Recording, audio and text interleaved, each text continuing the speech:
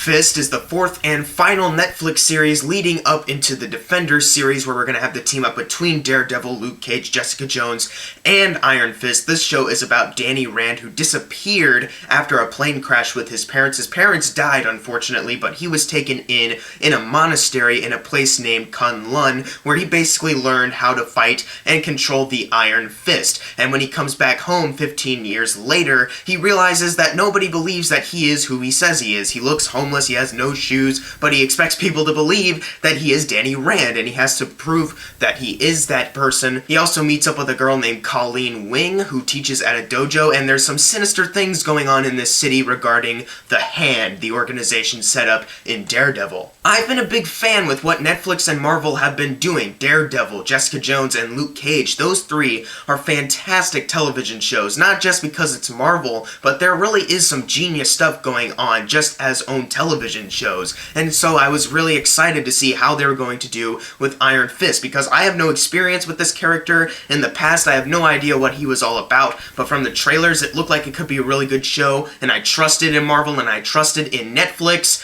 And after watching the first episode, I said to myself, wow, watching the rest of this season is going to feel like a real chore. And the rest of the season felt like a chore to watch. This is the first time that any Netflix Marvel show has felt like a chore to sit through, because it is a lead up to the Defenders, so you need Iron Fist before going into that. Iron Fist literally felt like homework, because there's a huge test coming soon, Defenders. You have to do this homework, which is Iron Fist, to prepare for it. One of the things that the show gets wrong right off the bat is our lead character, Danny Rand, played by Finn Jones. Now, I'm sure he's a really good actor. I have not seen Game of Thrones, but he's from there, and I'm sure he's great. But in this show, he is just so on and off. Like, there's some moments where I'm like, okay, I can see this going right, just I need you to be a little consistent with this. But then all of a sudden, as soon as I start thinking he's going somewhere, he starts to get really mad and he shakes violently. It goes, oh, you want to know what it felt like? It felt like this! And it's like, oh my god, calm down! Whenever Finn Jones would just start spazzing out and shaking because he's really mad, I was like, is he having a seizure on the set? What is happening? But then I found out that that was supposed to be happening in that specific scene. I was like, well, that was stupid. That was a really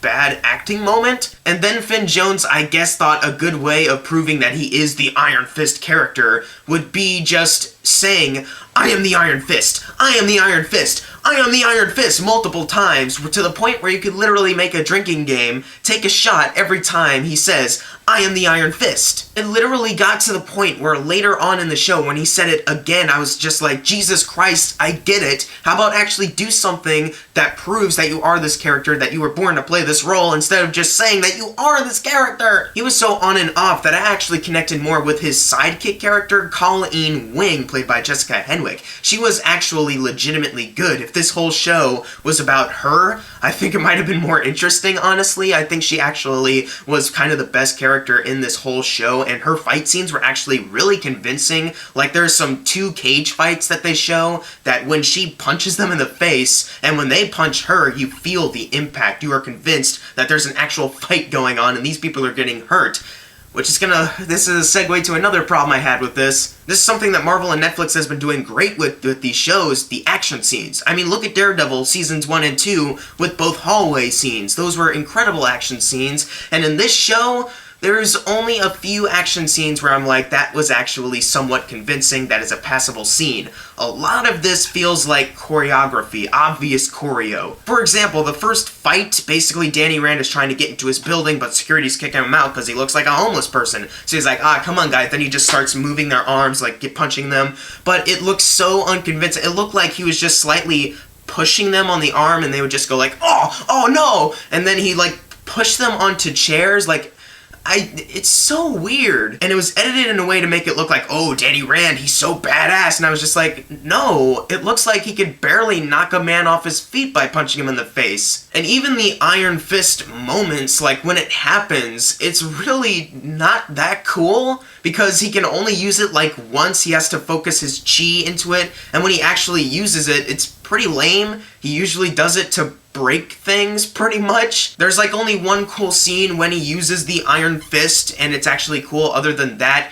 he breaks some brass knuckles, and he punches a wall, and that's Talk about a wasted opportunity. Another thing that makes this kind of dull is the musical score. I hate to keep comparing the show to Marvel Netflix shows before, but I can't help it because those did it much better than Iron Fist. Each score for those shows had their own personalities. You can listen to them and kind of identify which show is which. In this one, it's like a mashup of just dubstep, and occasionally you'll get a pop song, and it's like, I didn't know what they were kind of going for. The score was scatterbrained. It's the lamest score in any Netflix Marvel show. And I know a lot of people like to complain that the scores in the Marvel movies are lame, but watch Iron Fist. I don't remember a single bit of music that happened there. Let's talk about my favorite characters, the Meachums. Just kidding. They're one of the worst parts about this show. First up, Joy Meachum. Her character isn't really bad because of the acting. She's really more bad because her character is so all over the place as far as motivation. Like, at first you think, oh, she believes that's Danny Rand, but then she poisons him and sends him to a mental facility. Then she feels bad about it, but then she does some corporately bad things. Then she feels bad about that, and then she believes Danny Rand, but she's still doing bad things, and she was all over the place. I had no idea what her character was going for, whether she was supposed to be sympathetic, or if I was supposed to root against her, and when the later part of the season happened, what they're hinting up to for a future season, or whatever, I don't buy it, because they showed me a mismatch of just a bunch of random motivations going on with her, that when they finally settle on one, I'm just like, but she had to... screw it. Ward Meachum, however, is the worst actor in this thing, in my opinion, because you know what the majority of his performances? It's pretty much talking like this. He has slick back hair, and he's a businessman who was a jerk as a child, and he talks in this monotone voice for the majority of the show. There's some moments where he's losing his mind because he hasn't been taking his drugs, and he's losing it, and his hair is all messed up, and he's crying a bit and sweating a lot. And when his character was kind of just losing it, I was like, that's probably the best thing this actor can do, is just acting like a crazy person. But even when he was done being a crazy person, he just went back to the slick back hair with the straight stone face. I am so monotone, I am Ward Meachum. Give me my money. And I found it really hysterical looking back on it. There was a flashback scene to when Danny Rand and the Meachums were kids, and it showed Ward, and the kid was even worse than the Ward Meachum in the present. He was just like, oh, here comes mommy and daddy to give you a bunch of hugs and kisses to tell you everything's alright. It's disgusting. And he's like, he knocks over like Monopoly cards or something, and then parents come in and is like, hey, what's going on here? He's like, oh, well, Danny's being a real problem. Like, that's the delivery.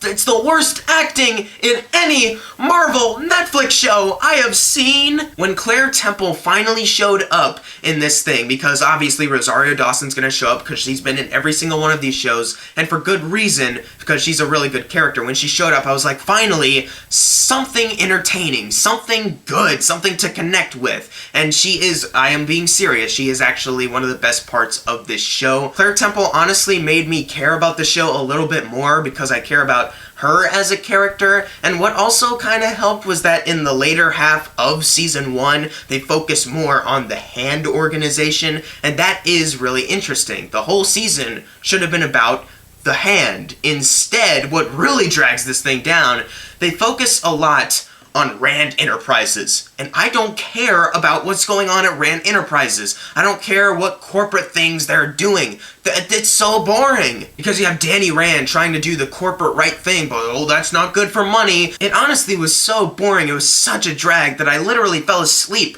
like halfway through episode 2. And when I woke up, they were like halfway through episode 4. I was out for at least 2 hours because of that. Now, of course, I'm mentioning the Hand a lot. You're probably gonna want me to explain that I love the villain or something like that, because Marvel Netflix, once again, has been doing great with their villains. Kingpin, Killgrave, and even Cottonmouth and Diamondback. And in this show, I wish I could talk about a great villain. I wish I could say the villain was the saving grace of this show, but there's so many, and it's so confused about which one is the main villain. I didn't know who the main villain was till like the end of the show, and the show didn't even know who the main villain was till the end of the show. It started off with me thinking the Meachums might be the villains, but then they cut to their father, who has been found a way to trick death or something like that, and at first it's like, okay, he's the villain, but then they cut to the Hand and Madame Gao, and I was like, okay, she's a cool villain because she was in Daredevil. I think she could be really good as the main villain. Then they cut to a guy named Bakudo, and then they jump back to Madame Gao, and then back to the... It's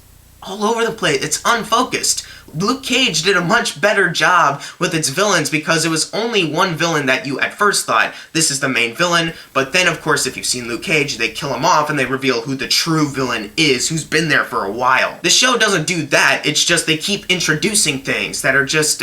It's confused. It's really confused about what it wants to be. And you'll also notice that the things I found the most interesting have already been established in other shows. Say for Colleen Wing, I like Claire Temple because she's been in other shows. The Hand was set up in Daredevil, and I liked it in this. And Hogarth from Jessica Jones shows up, Carrie-Anne Moss, and I liked her because I recognize her from Jessica Jones, and she was good here.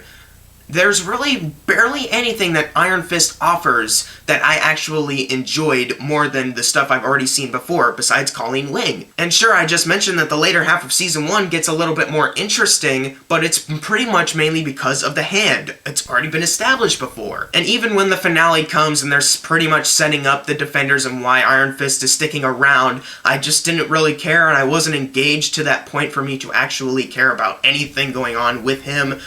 Iron Fist is a huge disappointment, and in my opinion, it's the worst thing the MCU has ever been a part of, which is actually kind of amazing that it took them this long to have this big of a misstep. And a lot of you might also be saying, well, Iron Man 2 or Thor the Dark World. At least Iron Man 2 had Robert Downey Jr. as the amazing Tony Stark. He is born to play that role, and he's awesome, and he carries Iron Man 2 because of that. And in Thor the Dark World, say whatever you want about it, but you can't really say that Chris Hemsworth does a bad job playing Thor, and you definitely can't say that Tom Hiddleston does a bad job playing Loki. Those two at least carry that movie. In Iron Fist, the lead character doesn't carry it, and the villains are too confused to try to carry it. The first half is boring, the second half gets a little interesting, but a lot of that second half is filled with unconvincing fight scenes too. There's only 3 characters that I actually cared of. One of them only shows up like 3 or 4 times. I'm gonna give Iron Fist a C+. It's not the worst thing I've ever seen or anything like that, but for a Marvel Netflix show, what they've been doing lately, it's a huge disappointment in my opinion. I hope that the Iron Fist character is better when the Defenders come out, but in this show, I can't say that you can't watch it because I'm sure there are some things that will tie into Defenders somehow, but it is going to be a chore to watch. But if you've seen Iron Fist, leave in the comments below what you thought of it, and as always, thank you guys for watching. Make sure to subscribe. I'm Jackson Fulcher. See you guys next time.